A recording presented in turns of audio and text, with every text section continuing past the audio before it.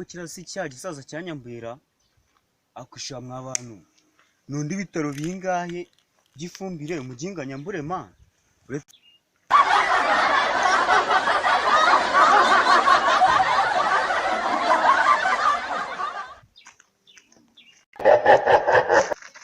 kwa gisaza igihe wahereye umwepa kwepa kuri inshuro ndagufashe n'ahantu ncikira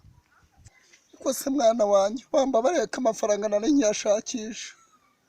mva gisaza by'ingira zimbizi ngewe umunsi namwe mfite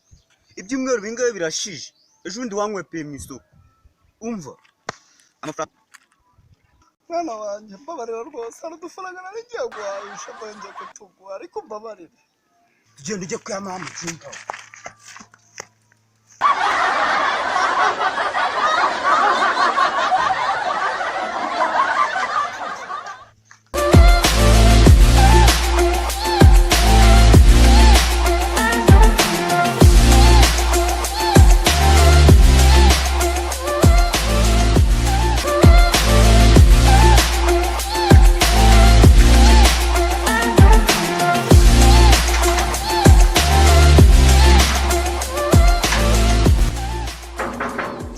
mwana wa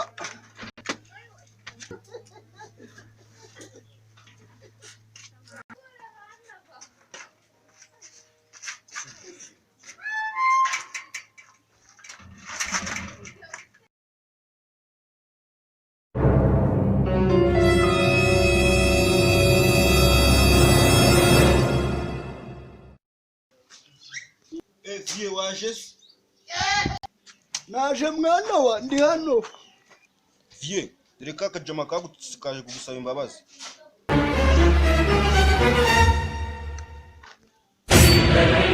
rwose mu mbabarire nari nje gusaba imbabazi mwana wa mwinjize mu nzu mubabarire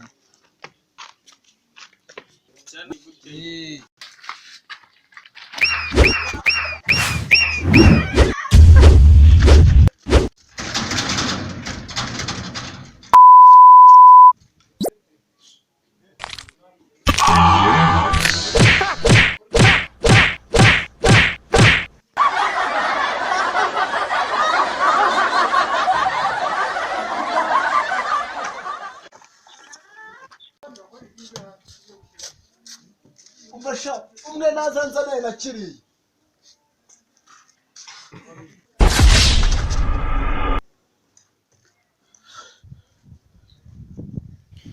sha aho nabereye ndapfuye we Imana imbabariye kanyuze urwa none ntago nazongera yo